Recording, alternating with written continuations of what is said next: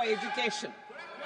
I had announced 3 centers of excellence in artificial intelligence for agriculture, health, and sustainable cities in 2023. Now a center of excellence in artificial intelligence for education will be set up with a total outlay of 500 crores. Expansion of medical education. Our government has added almost 1.1 lakh undergraduate and postgraduate medical education seats in 10 years, an increase of 130%. In the next year, 10,000 additional seats will be added in medical colleges and hospitals towards the goal of adding 75,000 seats in the next 5 years.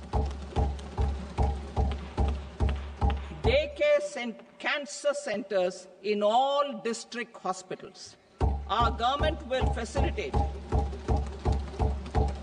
setting up of daycare cancer centers in all district hospitals in the next 3 years. 200 centers will be established in 25-26 itself. Strengthening urban livelihoods. Our government has been giving priority to assisting urban poor and vulnerable groups. A scheme for socio-economic upliftment of urban workers will be implemented to help them improve their incomes, have sustainable livelihoods, and a better quality of life. PM Swanidhi scheme has benefited more than 68 lakh street vendors, giving them respite from high-interest informal sector loans. Building on this success, the scheme will be revamped with enhanced loans from banks, UPI-linked credit cards with 30,000 rupees limit, and capacity building support. Social Security Scheme for welfare of online platform workers. Gig workers of online platforms provide great dynamism to the new age services economy. Recognizing their contribution, our government will arrange for their identity cards and registration on the e-Shram portal. They will be provided health care under PM Jan Arogya Yojana. This measure is likely to assist nearly 1 crore gig workers.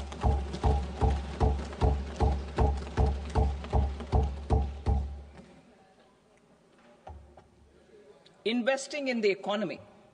Public-private partnership in infrastructure. Each infrastructure-related ministry will come up with a 3-year pipeline of projects that can be implemented in PPP mode. States will also be encouraged to do so and can seek support from the India Infrastructure Project Development Fund, which is a scheme to prepare PPP proposals. Support to states for infrastructure.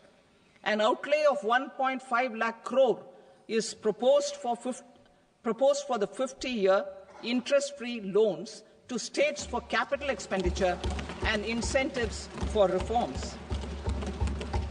Building on the success of the first asset monetization plan announced in 2021, the second plan for 2025 to 30 will be launched to plough back capital of 10 lakh crore in new projects. Regulatory and fiscal measures will be fine-tuned to support the plan. Jal Jeevan Mission. Since 2019, 15 crore households, representing 80% of India's rural population, have been provided access to portable tap water connections. To achieve 100% coverage, I am pleased to announce the extension of this mission until 2028 with an enhanced total outlay. The mission's focus will be on the quality of infrastructure and O&M of rural piped water supply schemes through Jan Bhagidari. A separate MOU or separate MOUs will be signed with the states and union territories to ensure sustainability and citizen-centric water services delivery. Urban sector reforms. Building on the July budget proposals, urban sector reforms related to governance, municipal services, urban land and planning will be incentivized. Urban Challenge Fund. The government will set up an Urban Challenge Fund of 1 lakh crore rupees to implement the proposals for cities as growth hubs, creative redevelopment of cities, and for water and sanitation purposes announced in the July budget. This fund will finance up to 25% of the cost of bankable projects, with a stipulation that at least 50% of the cost is funded from bonds, bank loans, and PPPs. An allocation of 10,000 crore is proposed in 2025-26. Power sector reforms. We will incentivize electricity distribution reforms and augmentation of intra-state transmission capacity by states. This will improve financial health and capacity of electricity companies. Additional borrowing of 0.5% of GSDP will be allowed to states contingent on these reforms. Nuclear Energy Mission for Vikasit Bharat. Development of at least 100 gigawatt of nuclear energy by 2047 is essential for our energy transition efforts. For an active partnership with the private sector towards this goal, amendments to the Atomic Energy Act and the Civil Liability for Nuclear Damage Act will be taken up.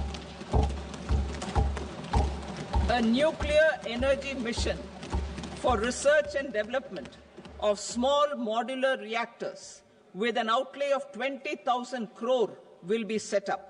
At least 5 indigenously developed small modular reactors will be operationalized by 2033. Shipbuilding. The shipbuilding financial assistance policy will be revamped to address cost disadvantages. This will also include credit notes for shipbreaking in Indian yards to promote the circular economy. Large ships above a specified size will be included in the infrastructure harmonized master list. Shipbuilding clusters will be facilitated to increase the range, categories, and capacity of ships. This will include additional infrastructure, facilities, skilling, and technology to develop the entire ecosystem. Maritime Development Fund. For long-term financing for the maritime industry, a Maritime Development Fund with a corpus of 25,000 crore rupees will be set up. This will be for distributed support and promoting competition. This will have up to 49% contribution by the government, and the balance will be mobilized from ports and from private sector. UDAN regional connectivity schemes. UDAN has enabled 1.5 crore middle-class people to meet their aspirations for speedier travel. The scheme has connected 88 airports, and operationalized 619 routes. Inspired by that success, a modified UDAN scheme will be launched to enhance regional connectivity to 120 new destinations and carry 4 crore passengers in the next 10 years. 4 crore additional passengers in the next 10 years. The scheme will also support helipads and smaller airports in hilly, aspirational, and northeast regional districts. Greenfield airports will be facilitated in Bihar to meet the future needs of the state. These will be